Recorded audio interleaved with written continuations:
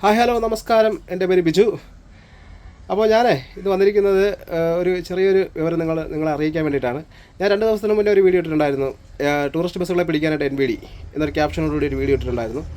അപ്പോൾ അതിന് ശേഷം ഇടുന്ന അടുത്തൊരു വീഡിയോ ആണ് വണ്ടികളെക്കുറിച്ച്.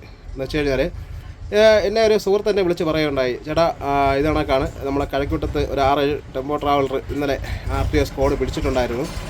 അപ്പോൾ അതിൽ രസകരമായ ഒരു കാര്യമെന്ന് പറഞ്ഞു കഴിഞ്ഞാൽ അപ്പോൾ എന്നെ വിളിച്ചൊരു പയ്യൻ എന്നെ പറഞ്ഞ, ചേട്ടാ നമുക്ക് എക്സ്ട്രാ ലൈറ്റുകളെല്ലാം നമുക്ക് അഴിച്ചു മാറ്റാം ചേട്ടാ, കുഴപ്പമില്ല, ഫ്രണ്ടിൽ വെച്ചേക്കുന്ന നമുക്ക് എക്സ്ട്രാ ലൈറ്റുകൾ നമുക്ക് വേണമെങ്കിൽ അഴിച്ചു മാറ്റാം, നമുക്ക് എങ്ങനെയാലും കണ്ണ് കാണാൻ പറ്റില്ലെങ്കിൽ നമുക്ക് ആ രീതിയിലൊക്കെ നമുക്ക് എങ്ങനെയും വെച്ച് ഓട്ടിക്കാം, കുഴപ്പമില്ല ചേട്ടാ എന്ന് പറഞ്ഞു. പക്ഷേ അതിൽ രസകരമായ കാര്യം എന്താണെന്ന് വെച്ച് കഴിഞ്ഞാൽ അവർ വണ്ടിക്കകത്ത് കയറിയിട്ട് വണ്ടിക്കകത്ത് ഇൻറ്റീരിയൽ മൊത്തം ഇളക്കിയൊക്കെയാണ് പറഞ്ഞേക്കുന്നത്.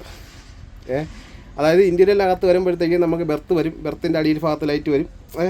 അതിൽ കളർ ലൈറ്റല്ല, ബെർത്തിനകത്ത് നമ്മൾ സാധാരണ ലൈറ്റ് വരും. അതേപോലെ ടോപ്പിൽ നമ്മൾ രാത്രി നമ്മൾ ഇടുന്ന ലൈറ്റുകൾ വരും. അല്ലാതെ അതെല്ലാം റിമൂവ് ചെയ്യാൻ പറഞ്ഞിട്ടുണ്ട്.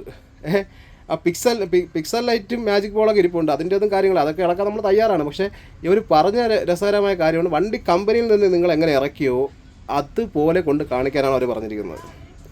എന്തിനു വേണ്ടിയിട്ടാണ് ഇതിങ്ങനെ ഒരു നാടകം എന്നാലും നമുക്ക് അറിയുന്നില്ല. കാര്യം എന്ന് വെച്ച് കഴിഞ്ഞാൽ നിങ്ങൾക്കറിയായിരിക്കും, ഒരു വടക്കാഞ്ചേരി അപകടത്തിന് ശേഷം ടൂറിസ്റ്റ് ബസ്സുകളെല്ലാം വെള്ളം അടിപ്പിച്ച ഒരു ചരിത്രമുണ്ട് നമ്മളെ കേരളത്തിന്. കേരളത്തിൽ മാത്രമേ അങ്ങനെ ഉള്ളൂ, വേറെ ഒരു സംസ്ഥാനത്തുമില്ല, കേരളത്തിൽ മാത്രമേ ഉള്ളൂ. വെള്ളം അടിച്ചൊരു ചരിത്രമുണ്ട് നമ്മൾ. അതുപോലെ തന്നെ ഇപ്പോൾ KSRTCയുടെ KSRTC ബസ്സിൻ്റെ അപകടങ്ങളുടെ പരമ്പര അപകടങ്ങളുടെ പരമ്പര ഒരു മറച്ചു വെക്കാൻ വേണ്ടിയിട്ട് ടൂറിസ്റ്റ് വാഹനങ്ങൾക്ക് നേരെ അവർ വിരൽ ചൂണ്ടുകയാണ്. അതാണ് ഇപ്പം സംഭവിച്ചുകൊണ്ടിരിക്കുന്ന ഒരു മെയിൻ കാര്യം. അത് മാത്രമാണ്.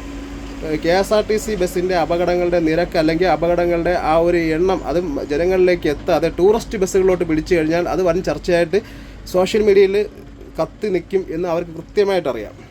അതുകൊണ്ട് അതിന് വേണ്ടി തന്നെയാണ് ഇപ്പോൾ ഇങ്ങനെ ഒരു നിലപാടിലേക്ക് അവരെത്തിയിട്ടുള്ളത്. ഇന്നലെ പിടിച്ച 6-7 വണ്ടികളാണ് ഇന്നലെ അവർക്ക് ഇങ്ങനെ പിടിച്ചിട്ടുള്ളത്. ഇങ്ങനെ പിടിച്ചിട്ട് അവരടുത്ത് പറഞ്ഞ കാര്യമാണ്, വണ്ടി കമ്പനിയിൽ നിന്ന് എങ്ങനെ ഇറക്കിയോ അതുപോലെ കൊണ്ട് കാണിക്കണം. അതായത് വണ്ടിയുടെ ഇൻറ്റീരിയൽ മൊത്തം അഴിച്ചു മാറ്റി വണ്ടിയിൽ നിന്ന് വന്നപ്പോഴെങ്ങനെ ഉണ്ടായിരുന്നോ അതുപോലെ കൊണ്ട് കാണിക്കണമെന്നാണ് പറഞ്ഞിരിക്കുന്നത്. നമുക്ക് നമ്മൾ വണ്ടി ഈ കമ്പനിയിൽ നിന്ന് ഇറക്കുന്ന രീതിയിൽ നമുക്ക് ടൂറിസ്റ്റുകളെ വെച്ചുകൊണ്ട് വണ്ടി ഓടിക്കാൻ പറ്റുമോ?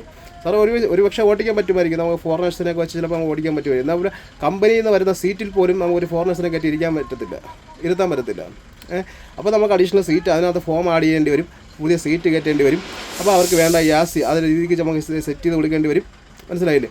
അപ്പോൾ ഇതെല്ലാം ഇവർക്ക് അറിയാം. പക്ഷേ നമ്മളെ മേലെ അടിച്ചേൽപ്പിക്കുന്നതാണ് ഇതൊക്കെ. കാരണം വെച്ചാൽ അവർ ഈ MBDനെ കുറ്റം പറഞ്ഞിട്ട് കാര്യമില്ല, മേലുദ്യോഗസ്ഥന്മാർ പറയുന്നത് അവർക്ക് കേട്ടേ പറ്റുള്ളൂ, അതിന് വേണ്ടിയിട്ടാണ്.